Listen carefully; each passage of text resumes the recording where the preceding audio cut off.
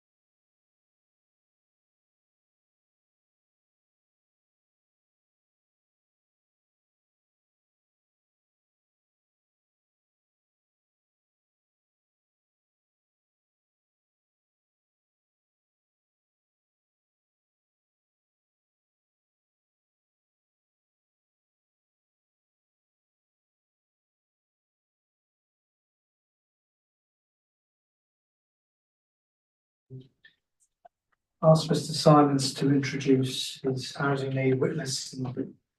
Do you think we?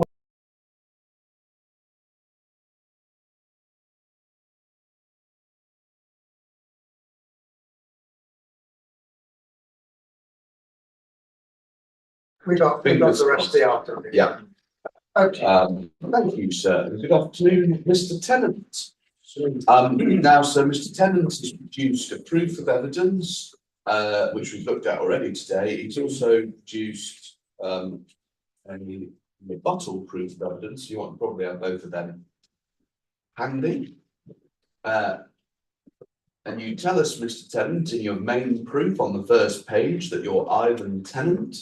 You're a chartered member of the RTPI. You're a member of the Institute of Economic Development. You're a director in Lambert Smith Hampton's Planning, Regeneration and Infrastructure team. And you have over 20 years of experience in planning and housing consultancy in a range of different sorts of projects, including looking at needs for affordable housing and indeed older people's housing as well.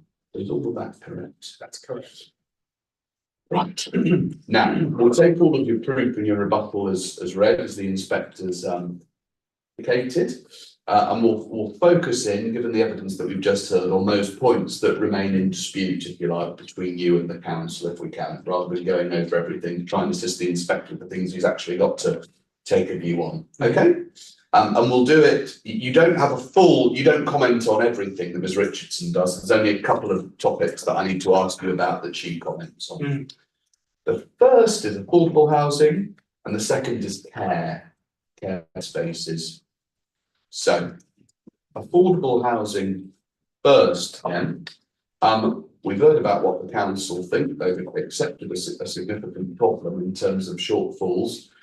They've reached a view of what those shortfalls are on the basis of their SHMA number of 521 or whatever it is going forwards. What's your assessment of the council's position in the way that they've done that? So my view, as set out in my proof of evidence, is that the SHMA 2022 CD 4101 is out of date for the purposes of understanding affordable housing need. What we've done, what I've done in the proof of evidence, is to set out a recalculation of affordable housing need, and also I've looked at future supply as well. I think that kind of the key, as I'm sure you're aware, affordable housing need is set out. The methodology for affordable housing need is set out in the planning practice guidance, and it follows a prescribed methodology, and a range of key inputs are required in order to arrive at a robust assessment. And I suppose, given where we are with the cost of living crisis, the rapidly increasing housing costs, rents, it can hardly be surprising, and it makes intuitive sense, I think, that there is likely to be a significant increase in affordable housing needs, not just within Paddington, but across the country. So just to home in on those inputs, yes, that have been quoted. So inputs. This is in inputs in your summarised anyway in your table 31 on your page 87. That's right. Yes. Yeah. So what I'd like to do, what I propose to do, is just sort of explain those numbers that yes. Well, yes. So I think there were 4 that she took. Well, 3 that she queried and 1 that she challenged. So that should we just do some explaining then? So table 31, we've got in each case for each item, you've got the Turley number on the left and your number on the right. That's what you've done. You go through each one. So the first one that was queried was A1, existing affordable housing tenants in need. Turley said it was 504. You've got a much bigger number of 1,774. So That wasn't a challenge, that was she doesn't know where you got that from. So could you explain that one? Yeah, so, and obviously this is the 504, is the number within, Ishmar 2022, which identifies, existing, affordable housing tenants in need. So these are existing tenants, in social housing, who are, regarded as, in need At the moment, at the moment. yeah. So the question is whether that remains a credible figure, Mhm. 504. And so what we've done is to look at a number of sources of evidence. So firstly, the number of households in social housing that are overcrowded. Mhm. That is over 1,500, so 1,550 households in social housing that are currently overcrowded. That's derived from census 2021. It's also appropriate to add in a small number, a relatively small number of households that have other issues with their current housing. So this would be to do with essentially the condition of the stock. So that accounts for the additional 223 households to arrive at the figure of 1,774. Where does that 223 come from? That you add in addition to the 1,550? So that is going to be broken down by households that are living in unsuitable accommodation. That unsuitability is determined by maintenance levels, is determined by essentially the quality of the dwelling that they are living within. That's the first item. The second item is other on housing register. I guess there's other people on the housing register, other households. Brackets estimates of others in need. Turley figure 845. Your figure 2,944. What's going on? What's going on there? Yes, I mean it's really important to sort of consider this in the broader context of the cost of living crisis and the increase in rents. I mean, one of the key metrics that has shifted, according to our analysis, is the increases in lower quartile house prices and rents. And what that effectively does within the modelling is to push a high number of households who were at one point able to access housing in the private sector into a need for affordable housing. And that number is derived from a series of metrics. So firstly, concealed households. So again, relying on census 2021 data, there are 1,161 concealed households reported in census 2021, 632 homeless households, and 1,840 overcrowded households. So remember, these are A2 is dealing with households that are in the private sector or without housing, who on the basis of this evidence, in reality are in need of an affordable home. So as I say, that's concealment, it's homelessness, it's overcrowding. What we also do to ensure we're not over-egging the number is to apply an affordability test, essentially a threshold to test essentially whether what proportion of those households can continue to afford to live in the private sector, and those that really have fallen beneath that threshold. So that brings us to the 2,944 number.